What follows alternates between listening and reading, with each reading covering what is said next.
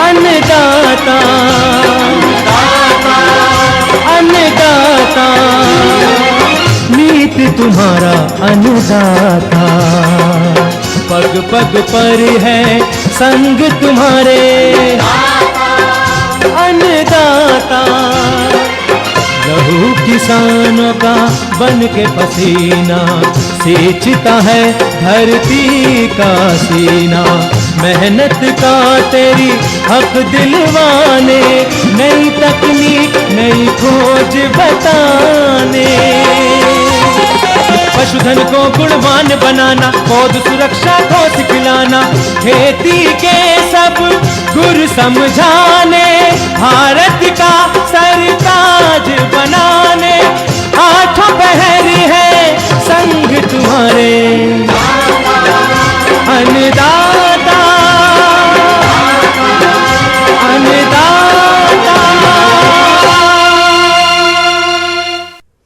नमस्कार, मैं हूं आपके साथ विभा उपाध्याय और आप सभी दर्शकों का अन्नदाता कार्यक्रम में स्वागत करती हूं। हमारे देश का किसान जन का पोषक है, वो श्रम का देवता है, अन्नदाता है। उसमें ही भारत की आत्मा निवास करती है और ऐसे ही किसानों की प्रगति के लिए हम खेती बाड़ी से जुड़ी हुई बहुत सी नई लाभकारी जानकारियां हर रोज सुबह लेकर आते हैं। तो चलिए कार्यक्रम शुरू करने से पहले देखते हैं क्या है आज के अन्नदाता में। टमाटर के गिरते मंडी भाव के कारण उत्पाद बनाए अच्छी आय कमाए। मिट्टी परीक्षण के आधार पर संतुलित उर्वरकों का प्रयोग कर पाए अधिक उत्पादन।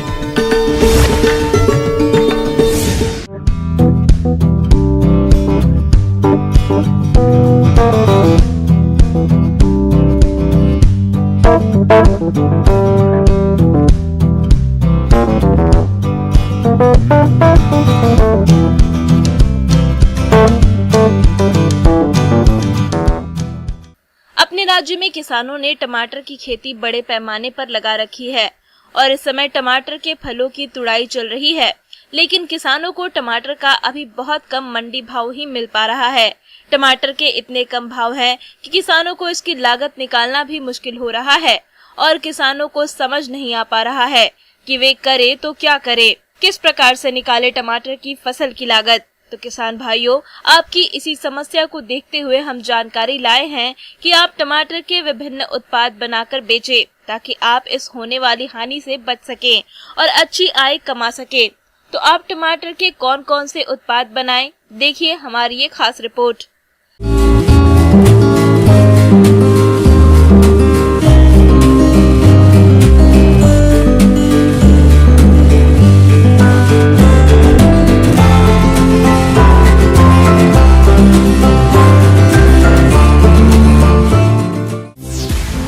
राज्य में पिछले कुछ दिनों से किसान 2-3 रुपए प्रति किलो के भाव से टमाटर बेचने को है मजबूर। किसानों को टमाटर का मंडी में नहीं मिल पा रहा है उचित मूल्य। ऐसे में किसानों को लगाई गई लागत निकालना हो रहा है मुश्किल। किसान काफी हैरान हैं, परेशान हैं। अब करें तो क्या करें, कैसे निकालें फसल की लागत। तो किसान भाइयों, यदि आप टमाटर के सह उत्पाद जैसे tomato sauce, ketchup, tomato soup, tomato powder बनाकर बेचते हैं तो आप इनसे अच्छी आय कमा सकते हैं और होने वाली हानि से बच सकते हैं। यदि आप टोमेटो सॉस बनाने जा रहे हैं तो इसको आप बड़ी ही आसानी से बना सकते हैं। इसके लिए आप टमाटर 700 ग्राम, कश्मीरी लाल मिर्च पाउडर 1 छोटा चम्मच, चीनी 100 ग्राम, नमक 1 छोटा चम्मच और सिरका 2 बड़े चम्मच का इस्तेमाल करें। टोमेटो सॉस बनाने के लिए सबसे पहले टमाटर को 3 से 4 भाग में काट लें। उसके बाद गैस पर कुकर रखकर उसमें सभी कटे हुए टमाटर को डाल दें और इसी में आधा कप पानी डालें। अब टमाटर को तेज आग पर कुकर की 4 सीटी बजने तक पकाएं, जिससे टमाटर अच्छे से गल जाएं। टमाटर गलने के बाद गैस का फ्लेम बंद कर दें और कुकर को ठंडा होने के लिए नीचे उतार कर रख दें। कुकर ठंडा होने के बाद टमाटर को निकालकर इसे मिक्सर जार में डालकर अच्छे से पीस लें। अब टमाटर को पीसने के बाद उसे छन्नी से छान लें। जिससे जो टमाटर के बीज हैं वो अलग हो जाएं। अब गैस पर कढ़ाई रखकर उसमें टमाटर को डालें और मध्यम आग पर इसे उबालें। जब टमाटर में धीरे धीरे उबाल आने लगे तो इसमें कश्मीरी लाल मिर्च पाउडर, नमक, चीनी और सिरका को डालें और सारी चीजों को मिलाते हुए सॉस को 10 से 12 मिनट तक पकाएं। इसके बाद टोमेटो सॉस पूरी तरह से बनकर तैयार हो जाएगा। अब गैस को बंद करके इसे आप ठंडा होने के लिए रख दें। इस तरह टोमेटो सॉस ठंडा होने के बाद इसे आप किसी कांच या बोतल या जार में रखकर स्टोर करके इस्तेमाल कर सकते हैं। किसान भाइयों, अब आइए बात करते हैं टमाटर का पाउडर बनाने की। क्योंकि बाजार में जब भी टमाटर का भाव कम हो तो आप उसका पाउडर बनाकर साल भर तक उसे स्टोर कर सकते हैं। और जब टमाटर बहुत महंगे हो जाएं या आपके पास टमाटर उपलब्ध न हो तो आप उसकी जगह टमाटर के पाउडर का इस्तेमाल कर सकते हैं। टमाटर का पाउडर बनाने के लिए सबसे पहले टमाटर को पानी में धोकर एक छलनी में रख दें, जिससे कि इसका सारा पानी सूख जाए। इसके बाद टमाटर को चाकू की सहायता से गोल गोल स्लाइस काट लें। अब टमाटर की स्लाइस को एक प्लेट के ऊपर सूती कपड़ा डालकर एक एक स्लाइस रख दें। अब इसे 2-3 दिन तक धूप में सूखने के लिए रख दें। 2 दिन बाद सभी टमाटर की स्लाइस को पलट दें और दूसरी साइड से 2-3 दिन तक सुखा लें। जब टमाटर अच्छे से सूख जाए तो इसे मिक्सी में डालकर अच्छे से ग्राइंडर कर लें। इस तरह टमाटर का पाउडर बनकर तैयार हो जाएगा और इसे किसी कांच की शीशी में भरकर साल भर तक आप स्टोर कर सकते हैं, जिसको आप सब्जी या सूप बनाने के लिए भी इस्तेमाल कर सकते हैं। इस तरह आप टमाटर के सह उत्पाद बनाकर इसका प्रयोग कर सकते हैं और साथ ही दूसरों को रोजगार देने के अलावा इसको बड़े पैमाने पर अपनाकर आप इन उत्पादों को बेचकर इनसे अच्छा खासा मुनाफा भी कमा सकते हैं।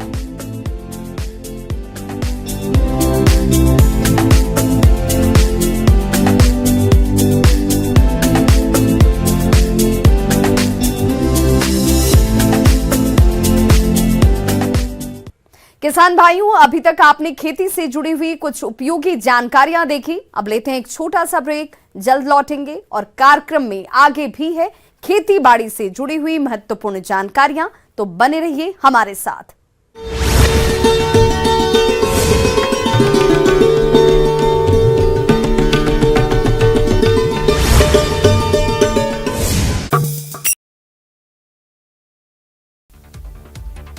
प्रधानमंत्री मोदी का प्रदेश दौरा तय हो गया है। पीएम मोदी 31 मई को अजमेर के दौरे पर रहेंगे, जहां पर वे एक जनसभा को संबोधित करेंगे। डूंगरपुर के दौरे पर सीएम अशोक गहलोत ने बड़ा बयान दिया। सीएम ने कहा कि टीएसपी में काम कर रहे अन्य जिलों के शिक्षकों के तबादले होंगे। इस मांग पर सरकार मंथन कर रही है। भ्रष्टाचार को लेकर के बीजेपी ने कांग्रेस पार्टी पर बड़ा हमला बोला। सीपी जोशी ने कहा कि 7 जून को प्रदेश भर में बीजेपी प्रदर्शन करेगी।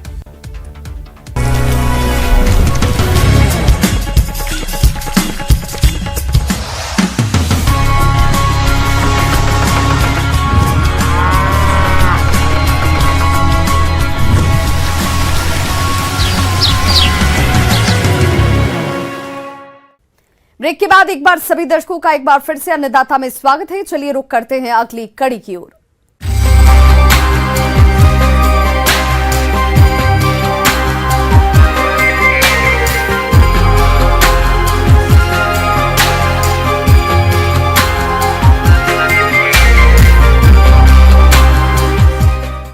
किसान भाइयों, आज मिट्टी परीक्षण उसी प्रकार जरूरी है जिस प्रकार हमारा और आपका स्वास्थ्य परीक्षण। जी हाँ, आज रसायनों के बढ़ते प्रयोग के कारण मिट्टी का स्वास्थ्य भी बड़ी तेजी से बिगड़ रहा है। ऐसे में मिट्टी परीक्षण कर उसकी रिपोर्ट के आधार पर मिट्टी की गुणवत्ता को सुधारा जा सकता है। तो आप किस प्रकार से कराएं मिट्टी परीक्षण और मिट्टी परीक्षण कराने के क्या फायदे हैं, आइए जानते हैं।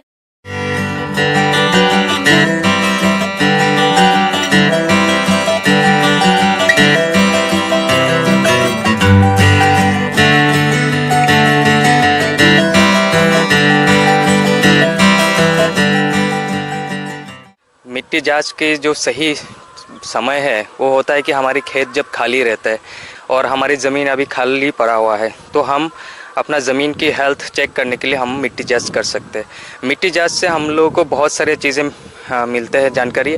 जैसे कि मिट्टी में एसिडिटी हो, कम हो, ज़्यादा हो या नमक की मात्रा ज़्यादा हो, वो सब पता चलता है। देन हमारी मिट्टी में जो पोषक तत्व है उसका लेवल कम है कि ज़्यादा है, वो भी हमको मालूम चलता है। किसान भाइयों, फसलों में संतुलित मात्रा में उर्वरकों का उपयोग करने और फसलों से अधिक उपज लेने के लिए जरूरी है कि आप मिट्टी की जांच करवाएं और मिट्टी की जांच के अनुसार ही मृदा में उर्वरकों का प्रयोग करें। अब मिट्टी जांच करने के लिए बहुत सारे चीज़ें को ध्यान पे रखना होगा। जैसे कि कोई भी खेत में जब फर्टिलाइज़र दिया जाए, कम से कम 1 महीना बाद ही उस खेत से आप मिट्टी का नमूना आप निकाल सकते हैं। मेड़ के आजू बाजू से मिट्टी का सैंपल नहीं निकालना चाहिए, और बारिश हो जाए तुरंत तो भी आप मिट्टी का सैंपल नहीं लेना चाहिए। 1 एकड़ की ज़मीन पे कम से कम आपको 5 से 7 जगह से मिट्टी का सैंपल कलेक्ट करना चाहिए। मिट्टी के सैंपल कलेक्ट करने के लिए पहले मिट्टी का जो ऊपरी भाग है वहाँ से जो फसल का अवशिष्ट है उसको हटाना चाहिए।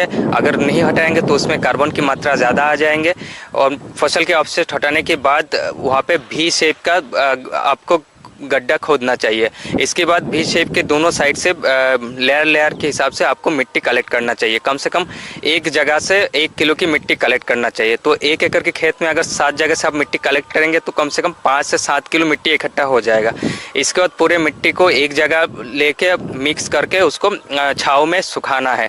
सुखाने के बाद इसको क्वार्टरिंग प्रोसेस के हिसाब से उसको मिट्टी को कम करते करते आपको कम से कम 1 किलो की सॉइल सैंपल आपको रेडी करना होता है। मृदा का नमूना लेने के लिए जरूरी है कि आप मेड़ के नीचे से घास फूस वाले स्थान से पेड़ के नीचे मिट्टी का नमूना नहीं लेवे। नमूना लेने के बाद मिट्टी को एक जगह एकत्रित करके आपस में मिला देते हैं और इसके बाद इसके 4 भाग कर लेते हैं। इसमें से 2 भागों को हटा देते हैं और 2 भागों को फिर से आपस में मिला देते हैं। ये प्रक्रिया तब तक करते हैं जब तक आधा किलो तक मिट्टी नहीं रह जाए।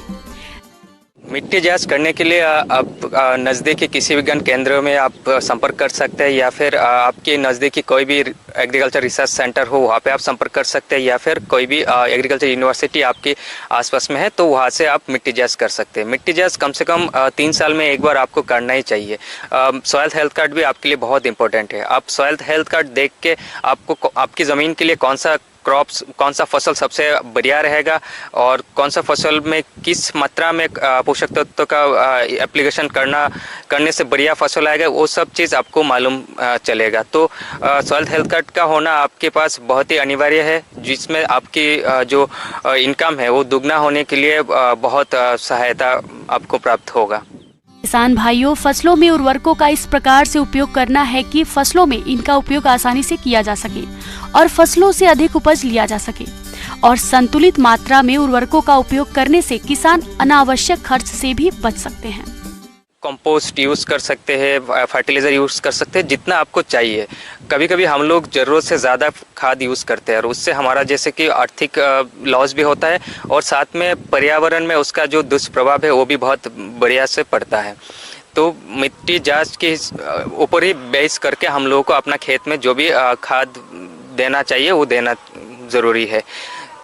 मिट्टी जांच करके आप अपना जो लागत है उसको भी कम कर सकते हैं। मान लीजिए कि आपको 100 केजी नाइट्रोजन का ज़रूरत है और आपने ब्लैंकेट एप्लीकेशन कर दिया, जैसे कि आप पहले से करते आ रहे हैं 150 केजी नाइट्रोजन का कोई भी फसल के लिए, तो इसमें आपका लॉस हो जाता है। तो इसीलिए आपको जितना ज़रूरत है आपके पौधे के लिए, आपके खेत के लिए खाद, उतना ही आप इस्तेमाल कीजिए। उससे क्या होता है कि फसल का जो स्वास्थ्य है वो भी बढ़िया रहता है, उसका फलन भी अच्छा रहता है और आपका जो लागत है वो भी कम रहता है।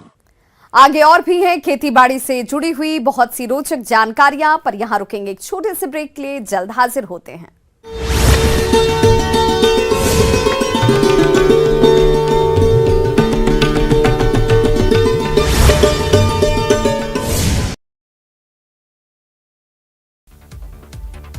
प्रधानमंत्री मोदी का प्रदेश दौरा तय हो गया है। पीएम मोदी 31 मई को अजमेर के दौरे पर रहेंगे, जहां पर वे एक जनसभा को संबोधित करेंगे।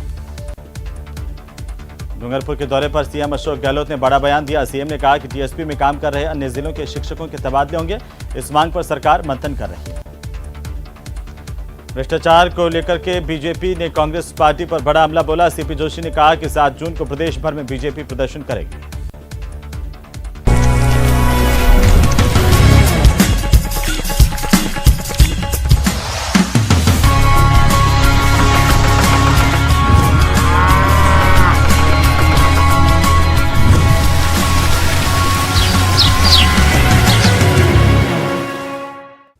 ब्रेक के बाद एक बार फिर से आप सभी दर्शकों का अन्नदाता कार्यक्रम में स्वागत है। बढ़ते हैं अपनी अगली प्रस्तुति की ओर।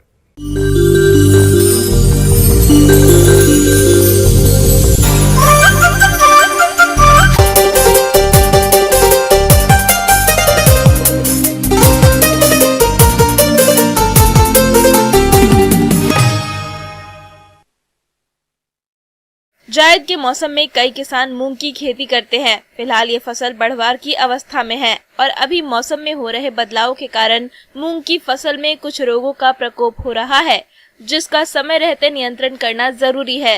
तो मूंग की फसल में लगने वाले रोगों का नियंत्रण कैसे करें, इस बारे में जानकारी दे रहे हैं कृषि वैज्ञानिक डॉक्टर RN गुप्ता।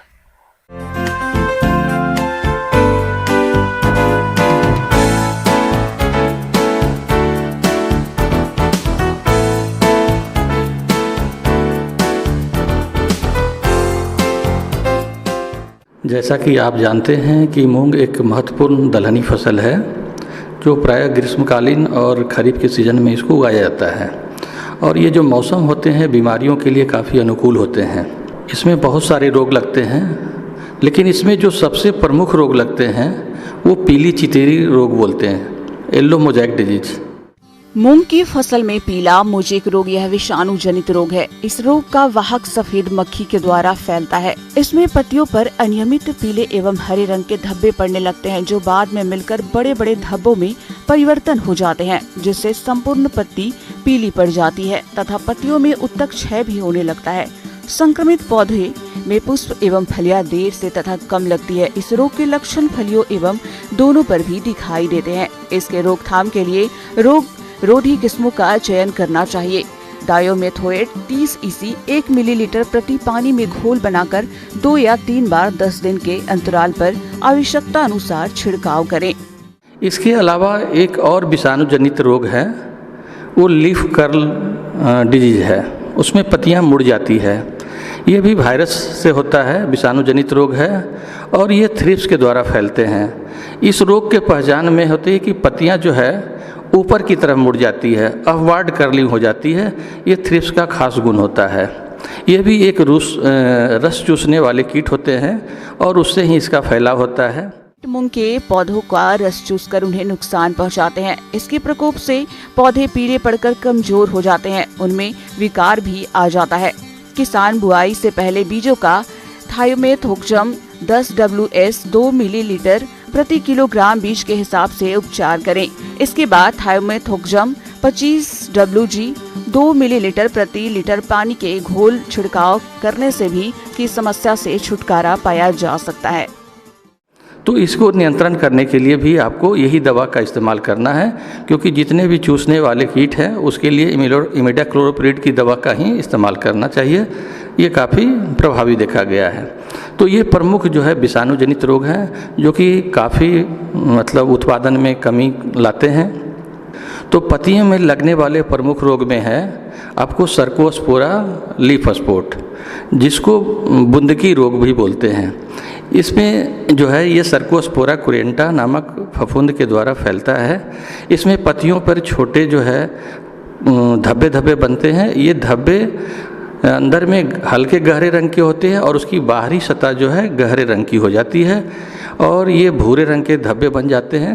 पहले ये धब्बे छोटे होते हैं, बाद में ये कालांतर में धब्बे बड़े हो जाते हैं और पूरी पत्तियों पर फैल जाते हैं। फलस्वरूप जो है प्रकाश संश्लेषण की क्रिया बाधित होती है और फलता उत्पादन में कमी आती है। तो इस तरह से लक्षण पत्तियों पर दिखाई पड़ते हैं, कुछ तनों पर भी दिखाई पड़ते हैं और फलियां बनते हैं उसमें भी दिखाई पड़ते हैं। तो इस तरह से इस रोग को पहचान कर सकते हैं। और जहाँ तक इसके नियंत्रण की बात होती है, तो नियंत्रण करने के लिए पहले तो बीज उपचार करके ही लगाना है। बीज उपचार में जो दवा आती है कार्बेंडाजिम या कार्बोक्जिन, इसका 2 ग्राम प्रति किलो बीज के हिसाब से बीज का उपचार कर देना है। उपचारित बीज को ही लगाना है। दूसरी बात, जैसे ही पत्तियों पर लक्षण दिखाई पड़े उस समय दवा आती है, मिश्रित फंजीसाइड है, कार्बेंडाजिम और मैनकोजेब आधारित दवा है, उसका 2 ग्राम प्रति लीटर के हिसाब से स्प्रे कर देना है और ज़रूरत पड़ने पर उसकी दूसरी छिड़काव करनी है।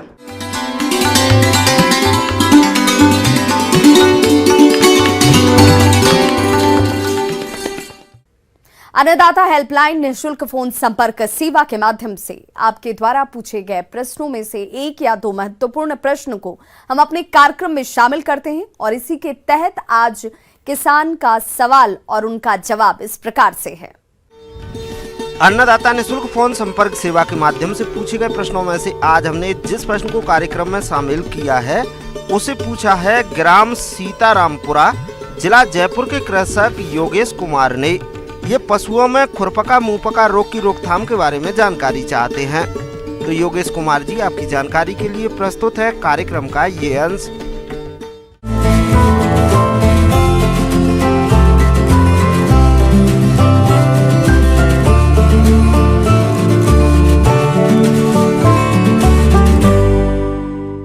आज हम बात कर रहे हैं FMD यानी कि मुंह पका एवं खुर पका। हम सब जानते हैं किसान भाइयों कि हमारे पशुओं में हर बार हम देखते हैं कि गर्मियों में और ख़ास करके बारिशों में हम देखते हैं कि पशुओं में मुंह पका और खुर पका यानी कि मुंह में छाले आना या पैर के खुरियों में छाले आना, ये हम देखते हैं।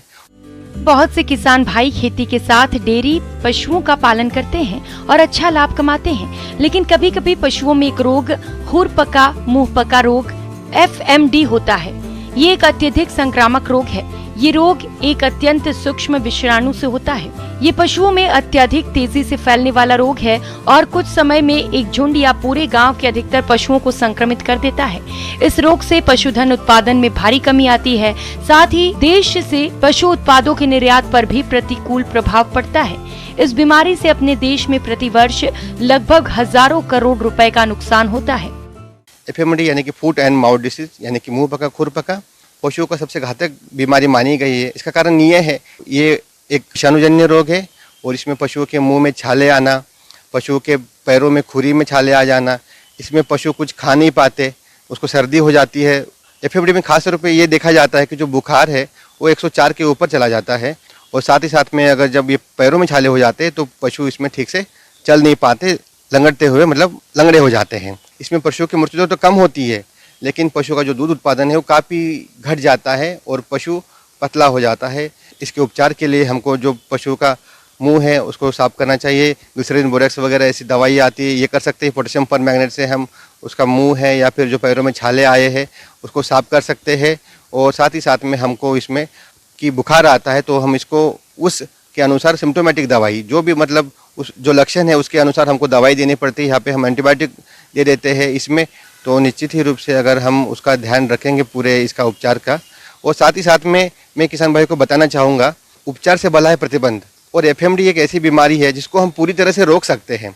किसान भाइयों, हम सब जानते हैं कि मुंह पका खुर पका की जो बीमारी है इसका जो टीकाकरण है वो साल में 2 बार किया जाता है, एक मार्च अप्रैल के माह में और एक बारिश के मतलब कि जून जुलाई के माह में, यानी कि साल में 2 बार कोई भी 6 मंथ के अंतराल से हम इसके टीकाकरण कर सकते हैं। सबसे पहला जो टीका है 4 माह में किया जाता है और फिर 6 माह के अंतराल से साल में 2 बार हर साल में 2 बार टीकाकरण इसका किया जाता है।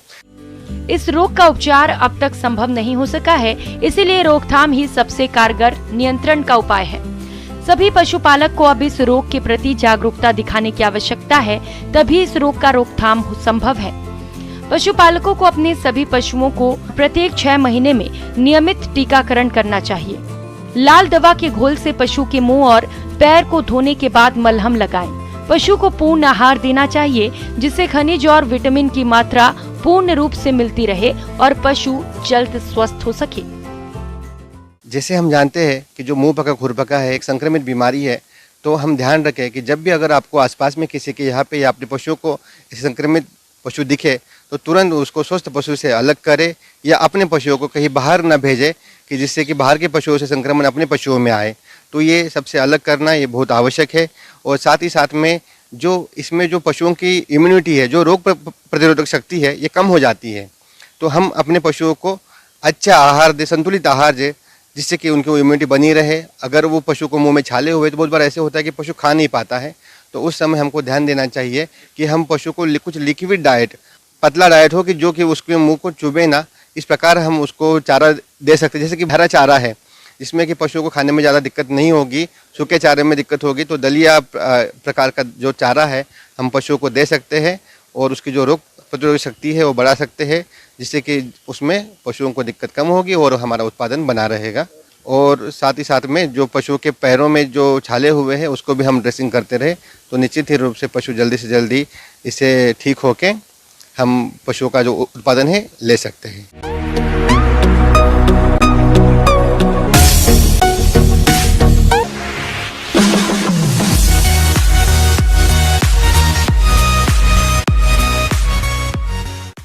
आइए अब एक नजर डालते हैं राज्य के कुछ चुनी हुई मंडियों के प्रमुख फसलों के बाजार भाव पर।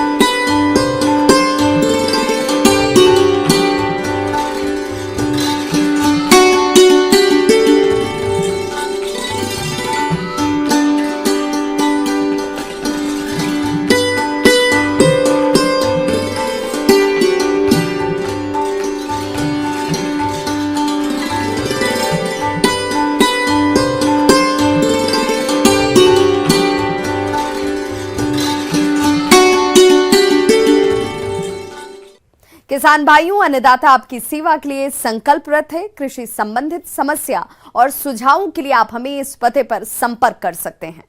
प्रोड्यूसर अन्नदाता, news 18 Rajasthan, Ramoji film city, Hyderabad 501512। साथ ही आप हमें ईमेल भी कर सकते हैं। हमारा ईमेल है p18annadaata@nw18.com।